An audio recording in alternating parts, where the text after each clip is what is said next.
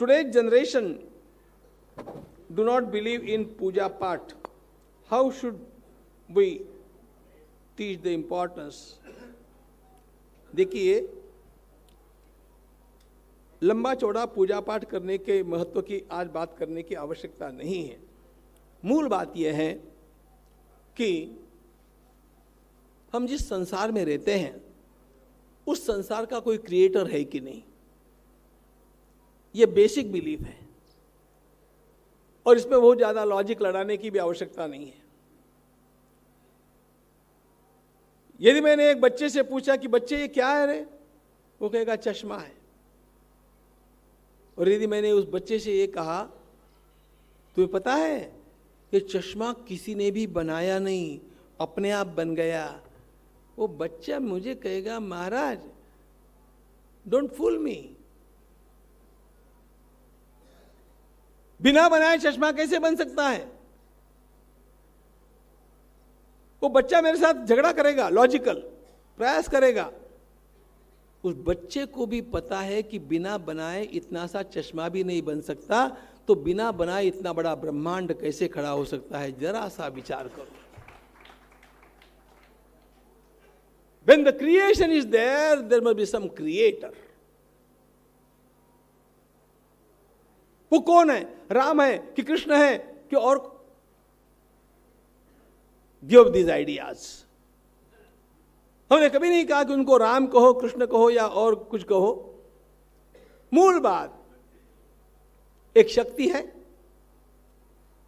जिसमें से संसार उद्भूत होता है, जो संसार की संचालिका है और जिसमें जाकर के संसार डिसॉल्व होता है। अंग्रेजी में क्या कहते हैं भगवान को? Spelling GOD, right? G for generation, O for operation, and D for destruction. The power that generates the universe, the power that operates the universe, the power that destroys the universe, that is God, call it by any name or by no name. इसके पीछे एक शक्ति, यही वेदों ने व्याख्या की है।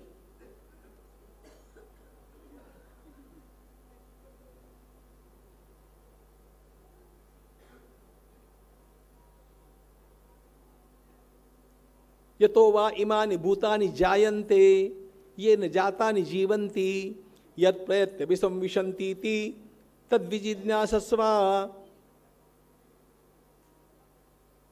पूजा पाठ की बात बाद में करता हूं। इस प्रकार की कोई शक्ति इस संसार का संचालन कर रही है, यह कन्विक्शन पहले अपने मन में आना चाहिए, यह बात दृढ़ होनी चाहिए। और उस शक्ति के साथ मेरा संपर्क होने से मेरा इहलोक का भी जीवन शांत रह सकता है, परलोक का भी जीवन शांत रह सकता है। I can live a very happy life. यह बात पहले मन में जमनी चाहिए।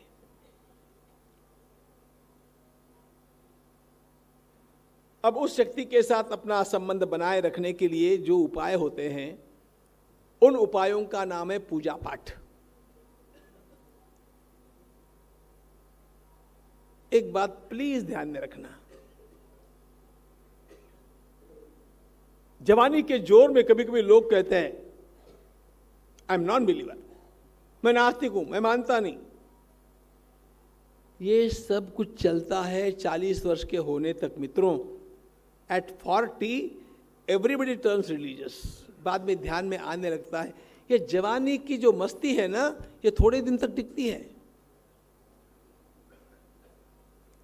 बाद में अपने आप ध्यान में आने लगता है कि अपना लिमिटेशन क्या है। My physical limitation, my psychological limitation, my limitation in every dimension. और यह जब ध्यान में आता है तब आदमी के मन में एक विचार और आता है कि मुझे कहीं से तो भी अधिक शक्ति की आवश्यकता है। फिर 40वें वर्ष में वो विचार करने लगता है कि कुछ तो भी मैं गलत कर रहा था, मुझे कुछ तो भी करना चाहिए, अब कुछ तो भी करना चाहिए। ऐसा विचार करते करते उसके 10 वर्ष और निकल जाते हैं।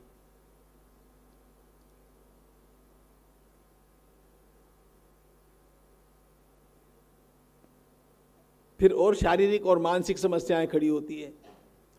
और फिर अपने आप जो भगवान को कभी नहीं मानता था वो और किसी को माने चाहे न माने, लेकिन ये शनि जब पीछे पड़ जाता है ना, अपने आप शनिवार को शनि के पास जाकर के पहुंच जाता है या हनुमान जी के पास पहुंच जाता है। और 31 दिसंबर को सालासर में आता है कि मेरा अगला वर्ष महाराज कृपा करके अच्छा जाने दीजिए।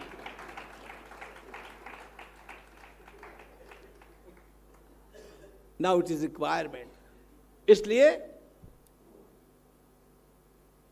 जवानी में कोई मानता है कि नहीं मानता है, मैं इसका विचार नहीं करता हूं, लेकिन जो मानेगा वो भाग्यवान है, क्योंकि आगे चल करके मानना पड़ने ही वाला है। Keeping the and in the mind, यदि कोई पहले से मानता है और पहले से जप करता है, पहले से पूजा करता है, तो अपने आप उसके लिए भगवान की कृपा जल्दी साध्य होती है। क्योंकि भगवान की कृपा प्राप्त करने के लिए भी कुछ समय जाता है, वो एकदम नहीं होती है, एकाएक नहीं होती है। हमारे शास्त्रकारों ने कहा, देखो कुछ बातों में जल्दबाजी चलती नहीं है।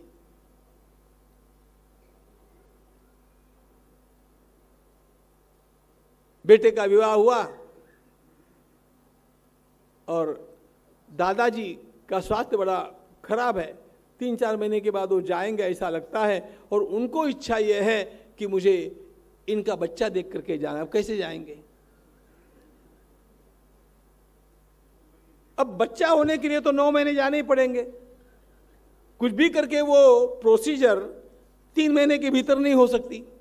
नहीं, मैं वेदांत की बात बोल रहा हूं। कालेन परिपच्यन्ते कृषि गर्भादयो यथा एवं ब्रह्म विचारोपी कालेन परिपच्यते। कुछ निसर्ग की बातें अपना समय लेती है, उसी प्रकार व्यक्ति को यदि परमात्मा के साथ अपना संबंध बनाए रखना है तो अच्छी बात यह है कि वो जल्दी आरंभ कर दे। अब जल्दी आरंभ करने में वो कितना पूजा पाठ करे और कितना जप करे और कितना समय दे, ये बात है ना, ये बात बहुत कम मायने रखती है। पहली बात यह है कि वो मानता है कि नहीं, और कम से कम प्रणाम करता है कि नहीं।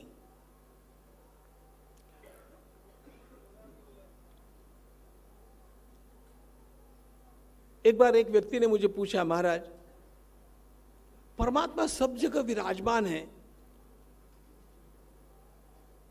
तो उनको पूजा घर में बैठ करके पूजा काय को करनी चाहिए? वहीं पर फूल चढ़ाओ, वहीं पर कुछ करो, इसकी क्या आवश्यकता है? मैंने कहा, अरे मुझे एक बात बताओ, ये WWW क्या है? उसने कहा वर्ल्ड वाइड वेव्स। मैंने कहा फाइन, वो कहाँ है? उन्होंने कहा सब जगह है। मैंने कहा सब जगह फैली हुई वर्ल्ड वाइड वेव्स को पकड़ने के लिए तुम कंप्यूटर लेकर के क्यों बैठते हो रे? चारों ओर फैली हुई वर्ल्ड वाइड वेव्स को पकड़ने के लिए तुम्हें जैसे अपना कंप्यूटर चाहिए, उसी प्रकार सर्वगत परमात्मा का भी आभास होने के लिए हमारे सामने ठाकुर जी होने चाहिए, एक देव पूजा होनी चाहिए। वहां जाकर के बैठेगा, वहां 2 फूल चढ़ाएगा, वहां प्रार्थना करेगा और कुछ नहीं करेगा, केवल प्रणाम भी कर लेगा ना, उससे भी ठाकुर जी राजी होंगे, लेकिन प्रणाम तो करो। एक बार क्या हुआ, मेरे सामने एक कपल आया। अब वो बहन जो थी वो बेचारी बड़ी अच्छी थी, और उसका कहना था कि महाराज इनको कुछ करने के लिए बोलो ना, इनको अनेक महिलाओं ने अपने पति देवों को आस्तिक बनाया है, और किसी महाराज की बात सुनकर के जो आस्तिक नहीं बनते थे ना, वो पत्नी की बात मान करके आस्तिक बन चुके हैं। ऐसा मैंने बहुत जगह देखा है।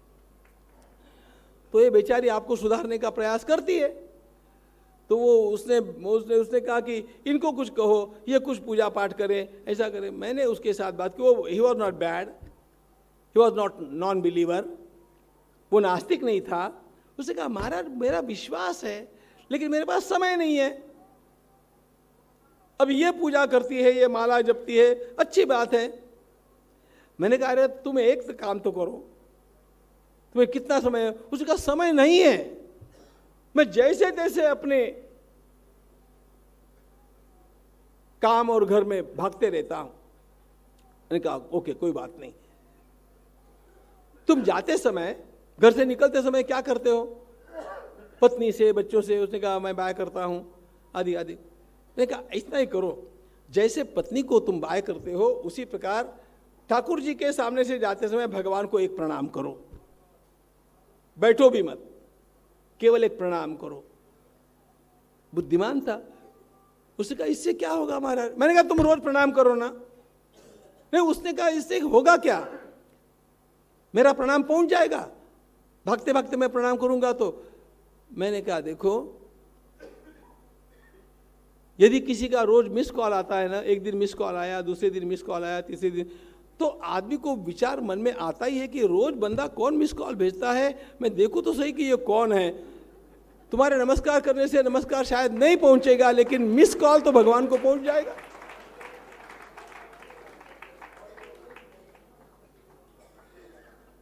मैं जो बात बोल रहा हूं ये ज्ञानेश्वर महाराज की बात है। महाराज ने कहा कि आप ज्यादा समय मत दो, मोट के निमिष, निमिष निमिष यानी नेत्रों को अपनी पलकें झपकती है ना, उतना समय, एक बार पलकें झपकने के समय को निमिष कहते हैं। अपन एक सेकंड का समझते हैं, उतना ही दे दो। उतना देने से आरंभ करेंगे तो हमारे कृष्ण प्यारे इतने इतने लुभावने हैं कि अपने आप पे आप उनकी बंसी की चपेट में आपको ले ही लेंगे, चिंता मत करना। इतना आप करो, आप उंगली उनके हाथ में दे दो, वे आपको अपने आप अपने पास खींच लेंगे और आलिंगन में भर लेंगे। धन्यवाद।